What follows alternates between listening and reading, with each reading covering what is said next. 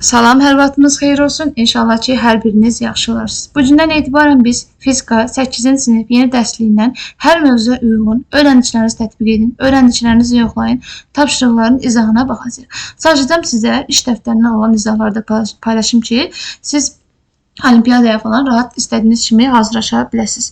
Gəlin başlayaq biz öyrəndiklərinizi tətbiq edində birinci sualda. Birinci sualda deyir ki, cisimlər arasındakı qarşılıqlı təsiri ifadə edən cəmiyyət qüvvə adlanır. Və cümləsində qarşılıqlı təsir dedikdə nə nəzərdə tutulur? Qarşılıqlı təsirə misal göstərərək fikrinizi izah edin. Ümumiyyətlə biz qarşılıqlı təsir varsa qüvvənin olduğunu demişik. Bəs qarşılıqlı təsir nədir? Qarşılıqlı təsir adından görünür. Yəni bir cisimlə başqa bir cisim arasındakı bir təsir. Məsələn, sən əlini divara vurursan. Əlini divara vuran zaman əlində bir ağrı hissi olunur. Niyə ağrı hissi olunur? Çünki divarda sənə vurmuş olur. Yəni sən sadəcə divar təsir etmirsən. Divar da sənə təsir edir. Və sən hansı qüvvə ilə təsir etmirsənsə, divar da sənə həmin o qüvvə ilə təsir edir ki, sənin nə olmuş olur? Əlin ağrımış olur. Yəni qarşılıqlı təsir bir tərəfli olmur. İki cisim arasında olur və oradakı qüvvələr bir-birinə nə olurlar? Bərabər olur. Ədədi qiymətcə bərabər, istiqamətcə əks olurlar. Bir dənə əlinizi istəyirsiniz divara yavaşca vurun, yoxlayın. Sən divara məsələn sağa doğru vurursansa, amma o divar sənə sola doğru vurmuş olacaq axı. Amma qiymətcə nə olmuş olacaqlar? Bir-birinə bərabər olmuş olacaqlar. Və ya topu ayağınızla vuran zaman, topunu ayağınızla vuran zaman ayağınızda bir ağrı hissi olunur. Bu da qarşılıqlı təsirə bir nədir? Misaldır. Gəldik ikinci suala. İkinci sualda deyir ki, cisimə təsir edən qüvvənin istiqaməti dəyişərsə, cismin hərəkətində hansı dəyişiklik baş verir? Ümumiyyətlə, cisimə təsir edən qüvvənin istiqaməti dəyişirsə, hərəkətin istiqaməti də dəyişə bilər. Ya cisim dayana bilər, ya da ki, onun hərəkətini eləyə bilər, istiqaməti dəyişə bilər. Məsələn, siz düz bir yolda hərəkət edirsiniz. Yəni, düz bir yolda hərəkət edirsən, gedirsən düz, piyada gedirsən də müəyyən bir sürətin var. Sən hərəkət istiqamətini dəyişmək istəyirsənsə, necə? Məsələn, tutaq ki, düz yolda gedirsən, yolla gedirsən, deyirsən ki, yox, mən səhv getdim, qayıtmalıyam geriyə.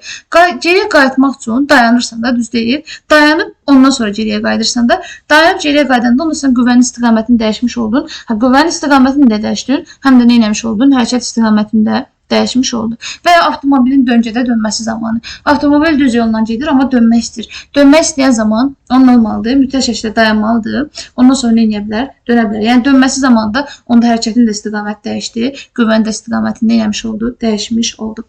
Bu da belə. Sonra gəldik üçüncü suala. Yəni ikinci sual konkret olaraq deyəcəksiniz ki, qüvvənin istiqaməti dəyişərsə, hərəkətin də istiqaməti nə edir? Dəyişər və bu dediyimiz nümunəndə ona misal göstərə bilərsiniz. Həm də ki, dayana da bilər. Bunu da demək olar. Sonra, üçüncü sualda deyir ki, şəkildə təsvir olunmuş qüvvələrin hər birinin qiyməti 240 Newtondur. Hansı qüvvələr bir-birinə bərabərdir? Aha, gəlin baxaq biz burada məsələn 1-dən 3-ə. 1-dən 3-ə. 1-dən 3-ün istiqaməti ikisində də görürsünüz ki, eynidir. İkisi də aşağıya doğrudur. Və bir də 3-ə məsələn, biri gətirib sürüşdürmək istəsən, aşağıya doğru sürüşdürmək istəsən, görəcəksən ki, elə bir də 3-dən eyni boydadır. Sadəcə biri biraz yuxarıdadır deyə, yuxarıda görünür də. Amma bunları sürüşdürsən, yəni simmetrik olaraq sürüşdürmək istəsən, paralel olaraq sürüşdürmək istəsən, görəcəksən ki, elə 1-dən 3-ün həm ədədi qiyməti, həm də istiqaməti bir-birinə nədir? Bərabər. Demək ki, 1-dən 3-ün həm ədədi qiyməti, həm də istiqaməti bir-birinə bərabər olmuş olacaq. Sonra biz baxsaq burada 2-lə 3-ə, 2-lə 4-ə, daha doğrusu 2-lə 4-ə baxan zaman yenə onların uzunluqları bir-birinə bərabərdir. Yəni böyüklükləri bir-birinə bərabərdir.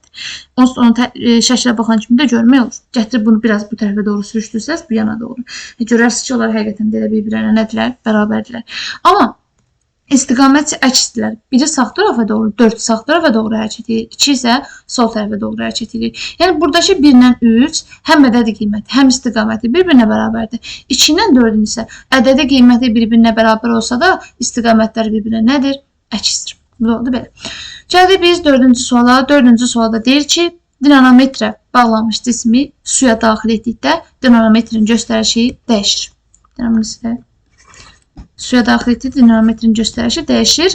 Şəklə əsasən cismə təsir edən ağırlıq qüvvəsini və Arximed qüvvəsini nəyin deyil müəyyən edin. Gəlin baxaq cisim birinci suya salınmamışdan qabaq dinamometrin göstərişi nə qədərdir? Bilirik ki, dinamometri qüvvəni ölçən bir cihazı da suya salınmamışdan qabaq bu halda, yəni bu cisim havadadır. Havada olan zaman ona nə qədər qüvvə təsir edir? Bax, bu qırmızıya baxsaq, görəsiniz ki, 3 Newtondur. Demək ki, bizim cisimimizin havadakı çəkisi nəyə bərabərmiş? 3 Newtona bərabərmiş. Bəs bu cisim havada olan zaman ona hansı qüvvə təsir edir? Biz demişik ki, bütün cisimlərin mərkəzindən aşağıya doğru bir ağırlıq qüvvəsi var. Mərkəzdən aşağı doğru bir nə var həmişə? Ağırlıq qüvvəsi var. Və həmin o ağırlıq qüvvəsi elə nə olmuş olacaq burada? 3 Newton olmuş olacaq. Çünki bu havadadır da, yəni ona sadəcə ağırlıq qüvvəsi təsir edir. Ağırlıq qüvvəsindən başqa bir qüvvə yoxdur ona təsir edən. Yəni bu hal üçün yoxdur da. Belə başqa qüvvələr də var, amma indi üçün həllar lazım deyil. Demək ki, bizə bir dənə ağırlıq qüvvəsi təsir edir. Ağırlıq qüvvəsi onda birinci haldakı göstərişə bərabərdir. O da neçədir? 3 Newtondur. Aha. Demək ki, bizim ağırlıq qüvvəmiz 3 Newton oldu. Sonra cisim mayeyə daxil oldu. Mayeyə daxil olan zaman dinamometrin göstəricisi bax bu hissədədir. Bu hissədədir. Aha, indi görək bəs bunun göstəricisi necə olur? Bunun göstəricisi mən buradan təyin edə bilirəm ki, 1,5 Newton. Necə təyin edirəm? Mən burada görürəm ki, 1 ilə 2-nin arasında bir qiymətdir. 1 ilə 2-nin arasında bir qiymətdir, özü də tam yarıdadır da. Birinci bir bölgünün qiymətini tapaq. Cihazın bir bölgüsünün qiymətini tapmaq üçün biz 7-ci demişdik. 2 dənə ən yaxın məsafəni bir-birindən çıxırsan, məsələn 1-dən 0-ı çıxırıq, bölürük onlar arasındakı bölgülərin sayını. Onlar arasındakı bölgülər 1, 2 dənədir.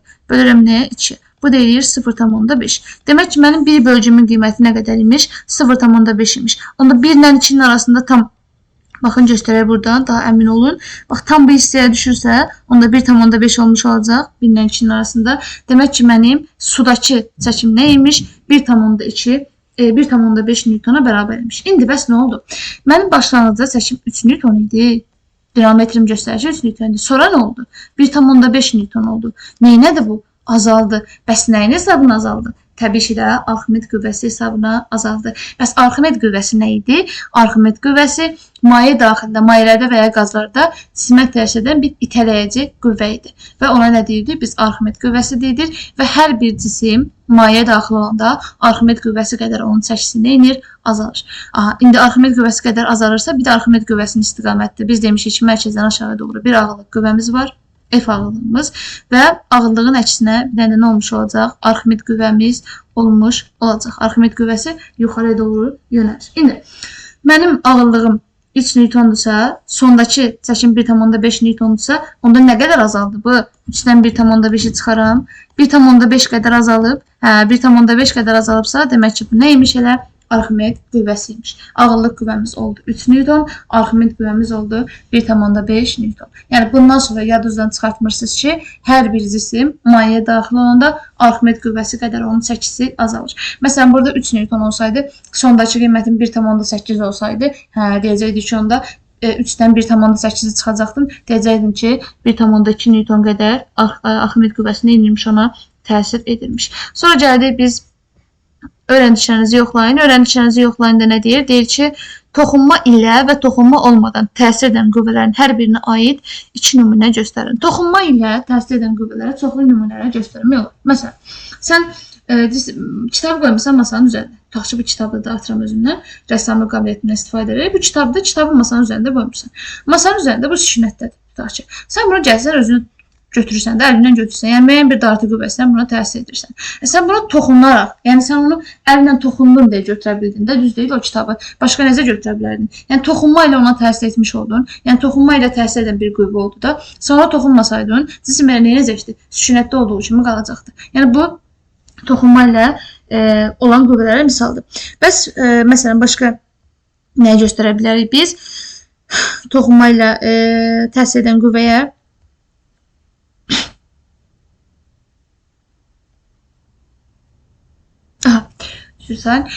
toxunma ilə təsir edən qüvvə dediyimiz kimi misal göstərdik kitabı biz masanın üzərindən götürmək. Başqa ayaqlara top deyəcəksiniz, mənim ancaq topdan danışır. Ayağınızı topa vurmaqla təsir edirsiniz, yəni topa bir qüvvə ilə təsir edirsiniz.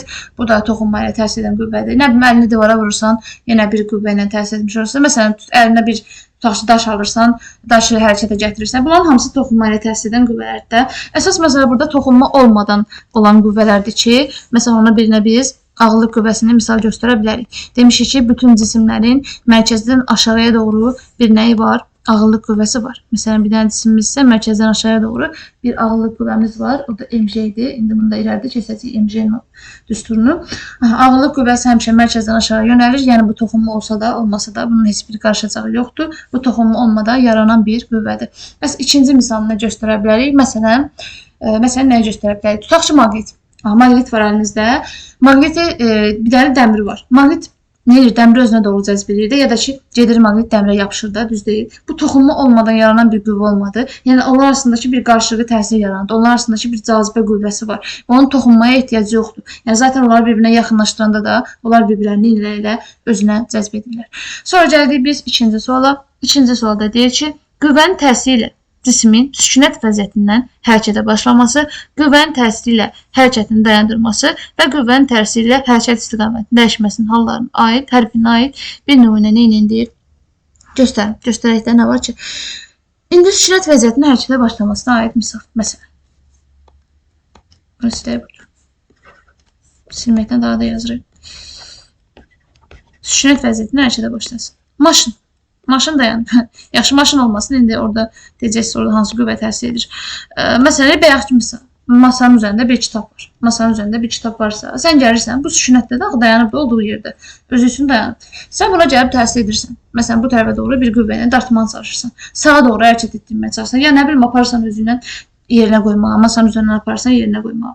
Yəni sən bunu sükunət vəziyyətində hərəkətə başladığında, ya da ki, yaxşı belə deyək, məsələn, masanın üzərində gəlirsən kitabı dartırsan o tərəfə doğru, yəni masanın üzərində dartırsan da, sən onu neyləmiş oldun? Hərəkət etdirmiş olmadın. Yəni sükunət vəziyyətində onu neylədir? Hərəkətə başladı. Ya da ki, məsələn, bir dənə uşaq oyuncaq var, oyuncağı götürür, oyuncaq maşın var, məsələn, arasının əlində, oyuncaq maşını götürür, hərəkətə başladı, yerdə sürməyə başlayır özü üçün. Yəni uşaq ona təsir etməsəydi, oyuncaq maşını eləməyəcəkdi, hərəkət eləməyəcəkdi də, elə sükunət vəziyyətində olduğu kimi qalacaqdı.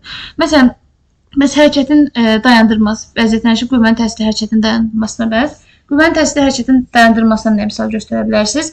Məsələn, tutaq ki, atıram, sən cismi dartırsan, deyəcəksiniz, mən bunları silirsiniz, elə eyni şey çəkirsinizsə təzə. Niyə silirəm, mən də bilmirəm, amma neysə.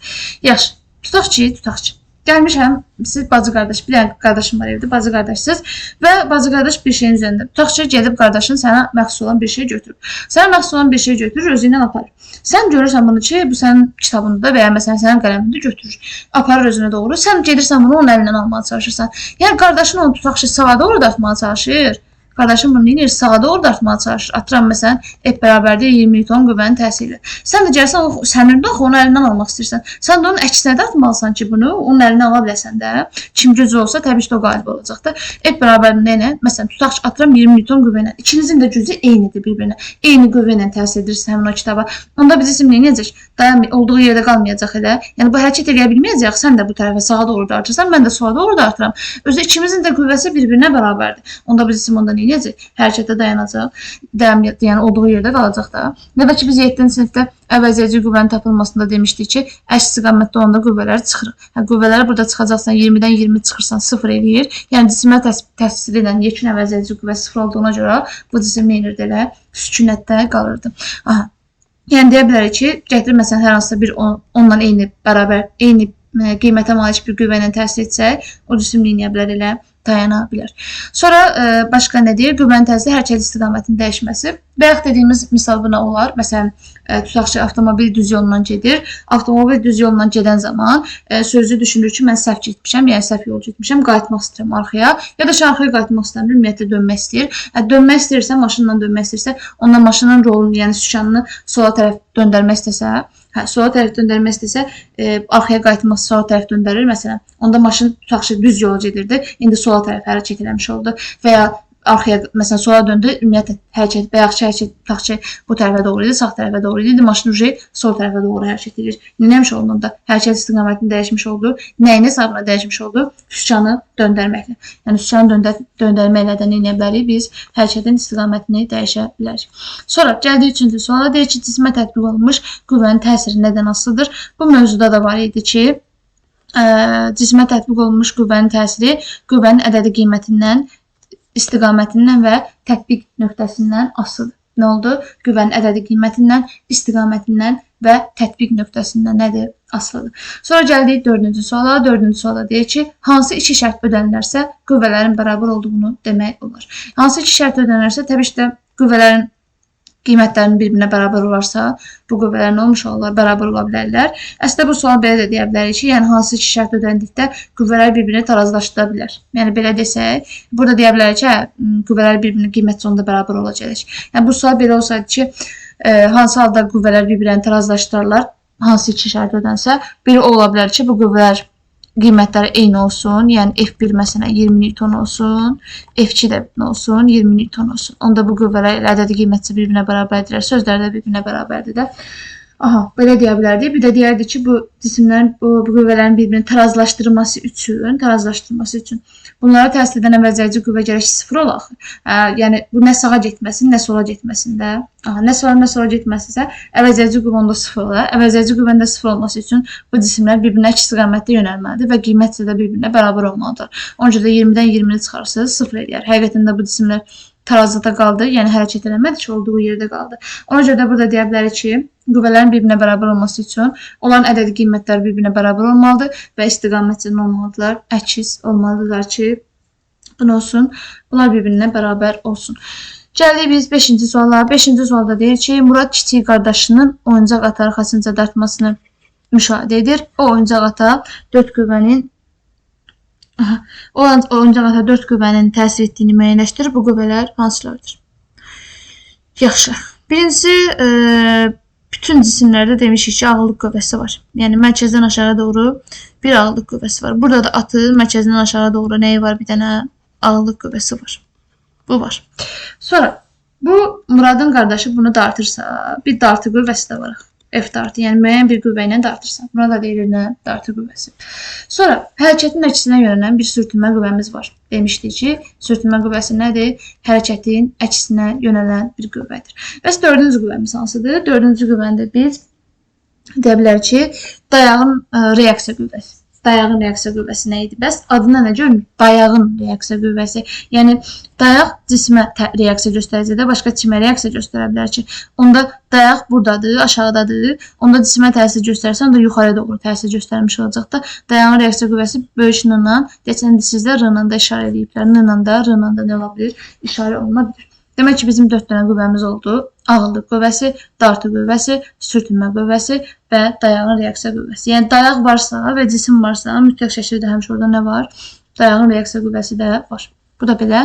İnşallah ki, sizin üçün aydın olmuşdur. Kanalıma abunə olub, videoları bəyənib, şərh yazmağı unutmayın.